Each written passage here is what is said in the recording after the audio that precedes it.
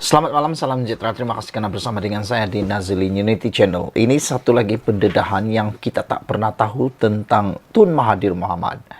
Saudara-saudara sekalian, menurut seorang pakar ekonomi, penswastaan kroni warisan ekonomi Mahathir. Itu yang dinyatakan oleh Jomo. Saudara-saudara sekalian, Anda mungkin terkejut dengan pendedahan yang disampaikan kali ini. Apabila ia melibatkan kroni.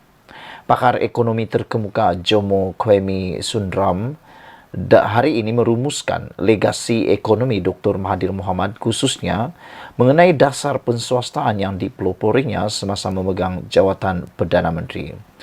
Jomo mendakwa Mahathir mengambil dasar itu yang disadur daripada bekas Perdana Menteri Britain Margaret Thatcher dengan tambahan cita rasa Malaysia iaitu penswastaan kroni.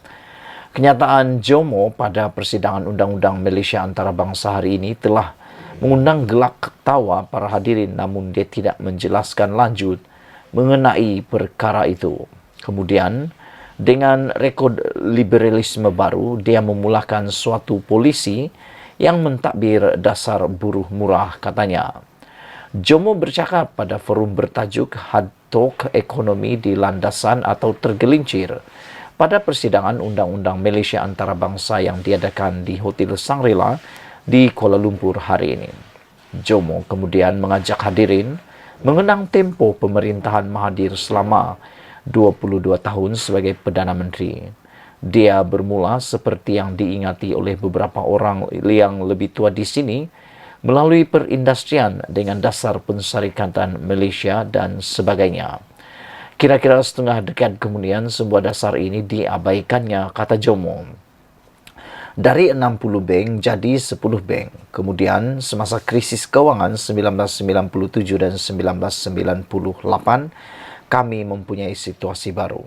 Beliau sangat prihatin untuk menumpukan kuasa keuangan di negara ini dari segi bank dan ia mengakibatkan pengurangan lebih 60 bank kepada kira-kira 10 bank sahaja, kata Jomo lagi. Mahathir mula-mula mengumumkan dasar penswastaan pada tahun 1983 berkata, ia selaras dengan dasar pensyarikatan Malaysia dan berharap beban kewangan kerajaan dapat diringankan. Pada awal 20-an dilaporkan bahawa kerajaan telah membelanjakan berbilion-bilion untuk mengambil alih semula beberapa projek yang diswastakan sebelum ini, termasuk Malaysia Alliance Berhad dan pemaju hartanah UEM Group. Menjawab pengkritiknya pada masa itu, Mahathir yang juga Menteri Keuangan sehingga peletakan jawatannya pada tahun 2003 berulang kali mempertahankan dasar penswastaan sebagai pemangkin kepada pembangunan infrastruktur Malaysia. Dalam temu bual bersama CNN Indonesia pada tahun 2017, bekas Perdana Menteri dua kali itu terus mempertahankan dasar penswastaannya yang didakwa pengkritik telah mewujudkan budaya kapitalisme kroni dan melebarkan jurang pendapatan di Malaysia. Saudara-saudara sekalian, dengan pendedahan ini kita dapati beberapa perkara yang paling penting, yaitu Mahathir Mohamad mempertahankan dasar penswastaannya yang sebenarnya didakwa pengkritik telah mewujudkan budaya kapitalisme kroni dan melebarkan jurang pendapatan di Malaysia. Apabila Jomo mengatakan penswastaan kroni warisan ekonomi Malaysia, ini satu benda baru untuk kita semua. Sekian dulu untuk kali ini, ikuti terus ulasan selepas ini. Wow, ini satu berita paling gembira untuk kerajaan kita yang ada sekarang, untuk semua rakyat Malaysia yang kita tunggu-tunggu. Ada orang kata kerajaan yang ada sekarang ini akan tumbang, tapi dari celah mana kerajaan akan tumbang pun saya tak tahu. Siapa ahli parlimen yang akan lompat parti dan sedia untuk dipecat pun saya pun tak tahu. Kena anda tahu, kalau mereka mengubah haluan, mengubah sokongan, lompat parti, mengubah sokongan, mereka dianggap melanggar akta lompat parti dan akan dipecat daripada menjadi ahli parlimen. Tapi saya tak tahu siapa 30 ahli parlimen yang akan lompat itu. Siapa 50 ahli parlimen yang akan lompat itu. Sebab sekarang ini Ahli parlimen Perikatan Nasional hanya 74. Mau jadi kerajaan dia perlu ada 122. Jadi 122 nak dapat itu mereka perlu lebih kurang dalam 50. Mereka perlu 50 ahli parlimen untuk mengubah haluan, mengubah sokongan mereka. Tapi nak tanya siapa 50 itu? Ianya bukan mudah, saudara-saudara sekalian. Ianya bukan mudah seperti petik jari. Kalaulah tiada akta anti lompat parti, ya tentu kita rasa kerajaan dah bertukar minggu lepas. Tapi oleh kerana ada akta anti lompat parti, kita bersyukur kepada Tuhan kerana akta ini telah menyelamatkan parlimen Malaysia, menyelamatkan, menstabilkan kerajaan. Itu yang saya pernah kata sebelum ini. Mesti ada akta anti lompat parti. Kalau tidak, kerajaan tidak akan bertahan sampai bila-bila kerana suka-suka saja mereka mengubah. Yang kita pula mengundi macam tiada guna sudah mengundilah kan, sebab kita dah menangkan seseorang itu dia pindah pula. Jadi lebih baik jangan mengundilah kalau macam tu kan. Tapi kita bersyukurlah ada akta anti lompat parti. Jadi berita baiknya hari ini ialah Sabah dan Sarawak berikrar tiada perubahan kerajaan lepas PRN. Kerana kita tahu PRN yang berlaku sekarang ini hanya melibatkan 6 buah negeri yang ada di semenanjung Malaysia. Di Sabah dan Sarawak tidak ada apa-apa kesan pun. Walau macam mana pun Perikatan Nasional menang di Selangor, kalaupun Perikatan Nasional menang di Kedah, kalaupun Perikatan Nasional menang di Pulau Pinang, menang di Negeri Sembilan, adakah kesan di Sabah dan Sarawak? Tiada apa-apa kesan, bosku. Tiada. Tiada kesan apa-apa pun. Apa kesannya? Tak ada. Jalan raya tetap macam sekarang ada, macam pergi ke bulan. Airnya tetap juga dalam proses pembaikan. Itulah. Tiada perubahannya, bosku. Jadi nak buat apa? Nak bubar kerajaan? Buat apa? Nak tak menyastabilkan kerajaan? Lebih baik terus bantu kerajaan untuk stabil. Itu sebabnya Sabah dan Sarawak berikrar tiada perubahan kerajaan lepas PRN. Ini berita buruk untuk Perikatan Nasional. Saya hanya berfikir beginilah, apa tawaran Perikatan Nasional kepada Sabah dan Sarawak kalau mereka nak memancing Sabah dan Sarawak untuk mengalihkan sokongan terhadap mereka daripada kerajaan perpaduan ini kepada Perikatan Nasional. Apa tawaran yang terbaik yang boleh diberikan oleh Muhyiddin Yassin?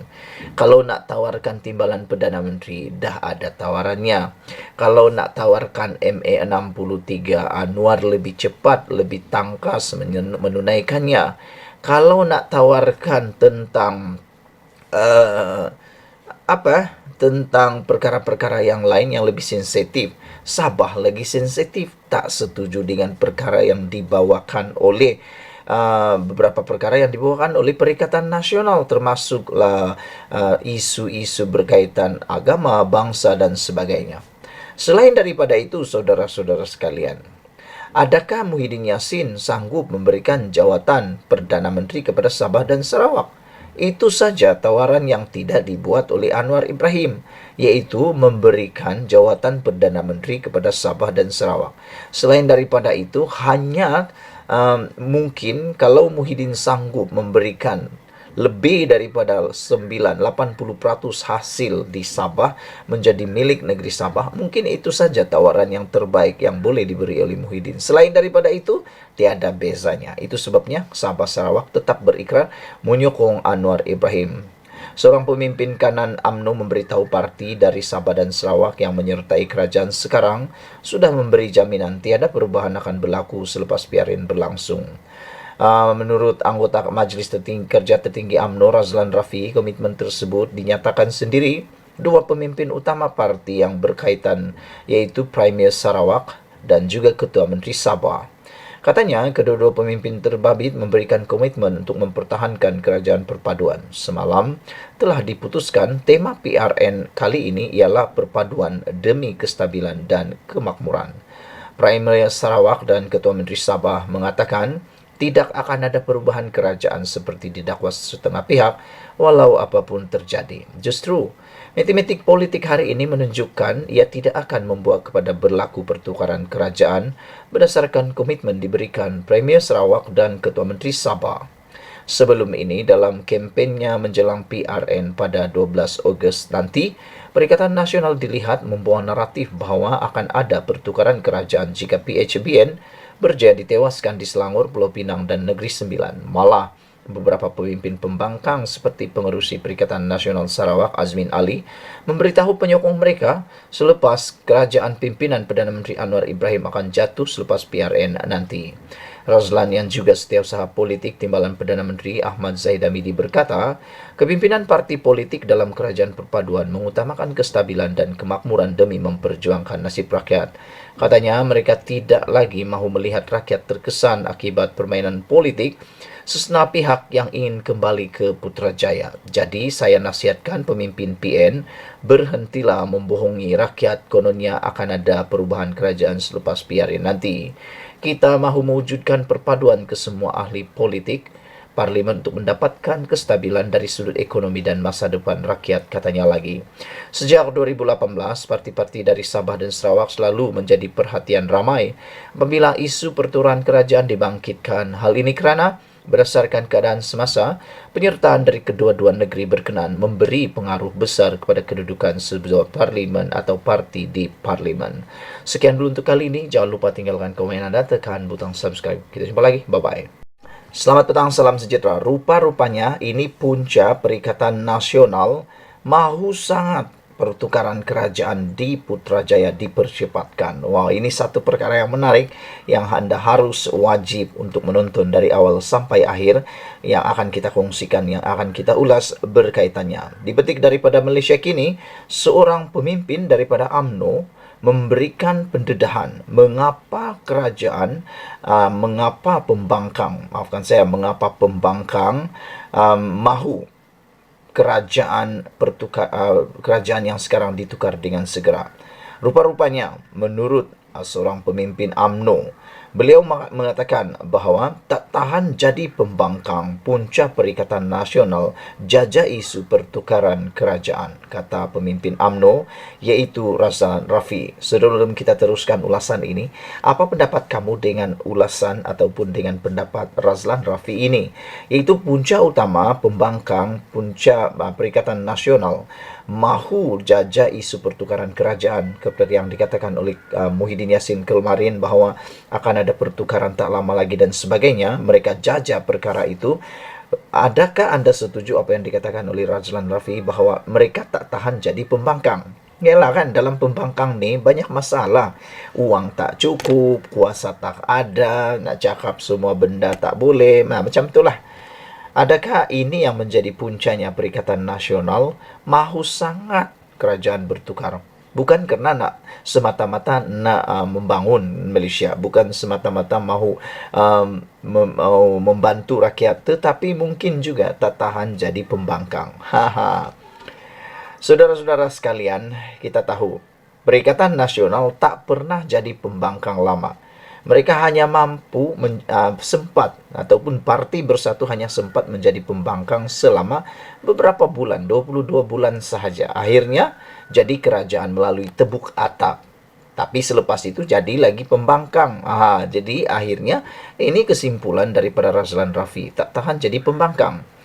Berbanding dengan Datuk Seri Anwar Ibrahim sebagai ketua pembangkang sekarang, anda tahu Kerajaan Pakatan Harapan yang ada sekarang ini ialah kerajaan yang telah pun berpuluh tahun menjadi pembangkang. Itu yang namanya meniti jalan berliku untuk mendapat kuasa, itu akan lebih dihargai. Lebih mudah, lebih menghargainya berbanding dengan orang yang mendapat kuasa kerajaan melalui tebuk atap atau cara yang tak terpuji, maka itu akan mudah untuk hilang. Perikatan Nasional perlu berhenti serta berhenti berbohong. Maafkan saya, Perikatan Nasional perlu berhenti berbohong serta menghasut rakyat. Kononnya akan ada pertukaran kerajaan di Putrajaya sekiranya parti itu menang besar dalam 6 pilihan raya negeri pada 12 Ogos nanti. Ahli Majlis Kerja Tertinggi MKT UMNO Razlan Rafi berkata, pertukaran kerajaan tak akan berlaku berdasarkan beberapa faktor, termasuk komitmen terbaru yang diberikan pemimpin Sabah dan Sarawak. Menurut Razlan, sebenarnya dia berpendapat PN tidak boleh bergerak lama sebagai pembangkang, dan disebabkan itu gabungan terbabit berusaha dengan gigih untuk menggugat kerajaan yang ada kini.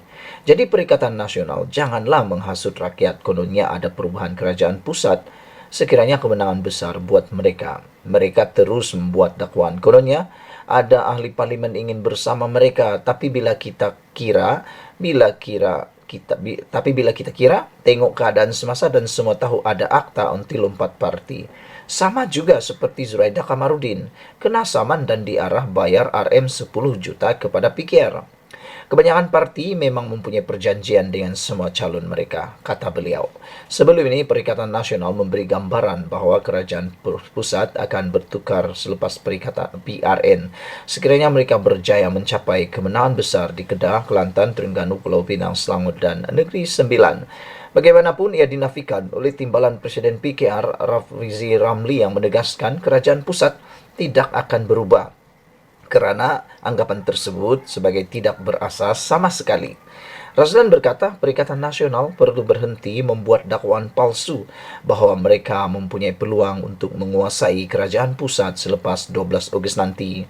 Saya nasihatkan Perikatan Nasional, berhentilah membohongi rakyat. Berhentilah membuat caca merba kepada kerajaan hari ini, katanya lagi. Saudara-saudara sekalian, ini satu pendedahan yang pastinya akan menarik perhatian Anda untuk Anda kongsikan dengan semua orang, termasuk keluarga dan kumpulan-kumpulan WhatsApp Anda, TikTok dan sebagainya.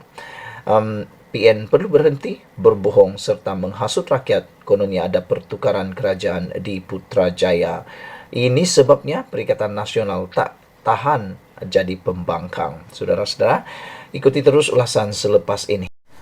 Selamat petang, salam sejahtera. Terima kasih karena bersama dengan saya di Nazilin Unity Channel. Akhirnya, Penoroka sendiri buka mulut, buka cerita berkaitan dengan Felda. Kalau selama ini kita dengar cerita daripada Anwar Ibrahim, cerita daripada Muhyiddin Yassin, kita tak tahu siapa yang berbohong, siapa yang betul.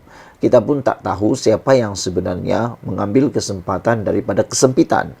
Namun demikian, selepas Anwar Ibrahim memberikan penjelasan beliau berkaitan dengan penghapusan hutang Felda berjumlah 8.2 bilion tersebut, maka dengan itulah kita mula terfikir dan kita mula dapat maklumat yang lebih terperinci. Namun Muhyiddin pula cuba mempertahankan diri beliau.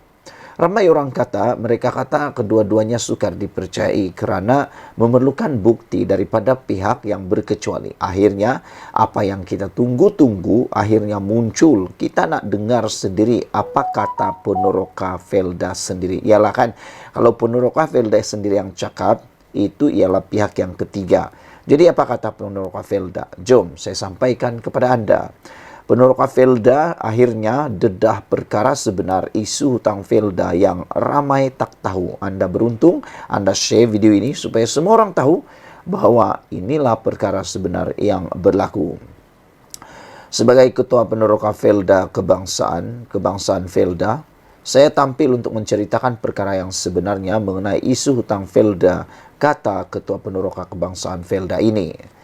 Ketua Penoroka Kebangsaan Felda memberitahu penghapusan hutang-hutang penoroka adalah perjuangan wakil-wakil penoroka di bawah jawatan kuasa perunding penoroka JKPP, yang mana saya sebagai Ketua Penoroka Kebangsaan terlibat secara langsung, kata beliau. Kami melihat 15 tahun Felda tidak mengeluarkan penyata hutang kepada penoroka.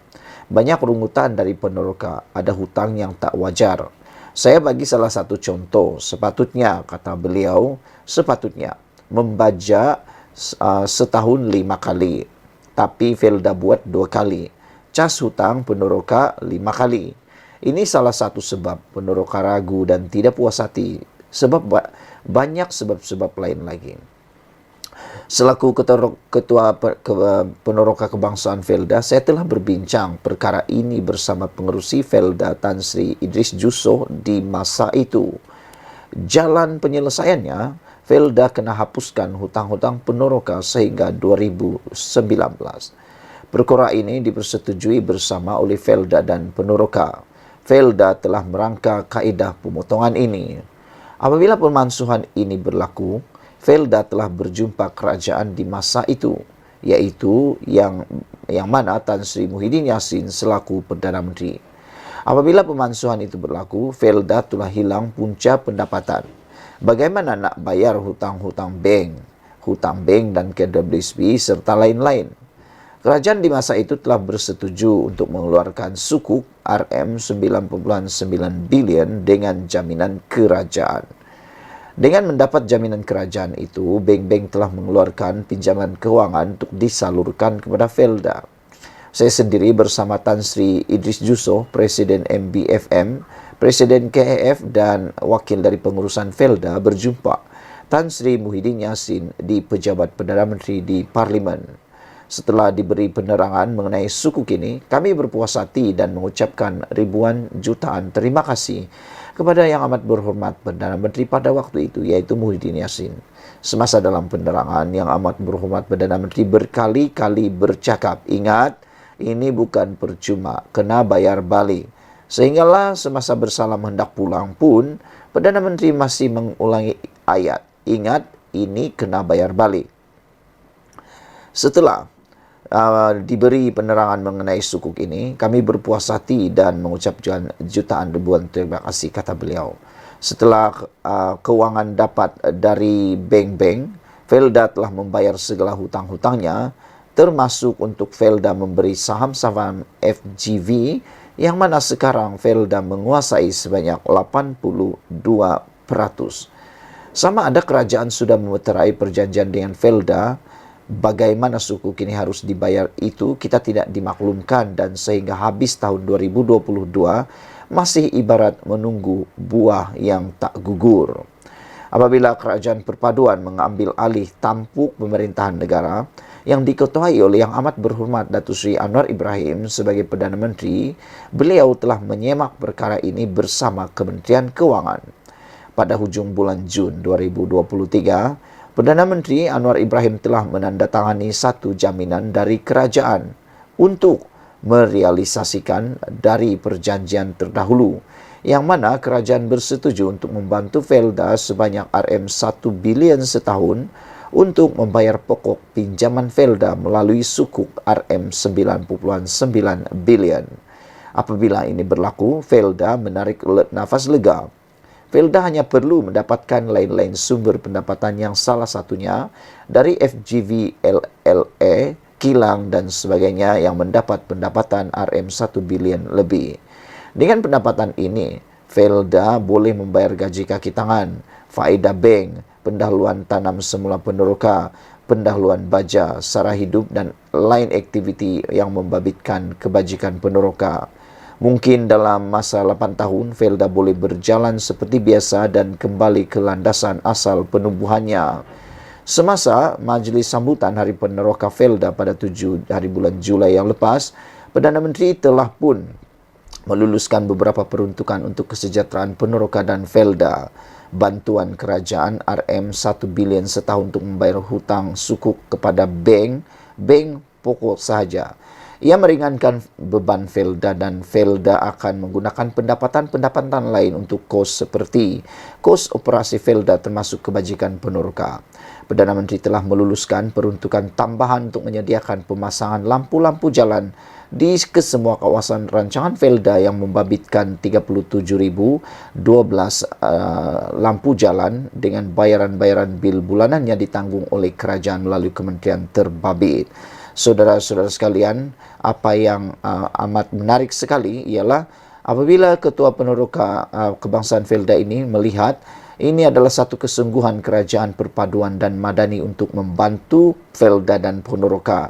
Saya menyambut baik atas usaha ini dan mendoakan semoga Allah permudahkan segalanya, kata beliau.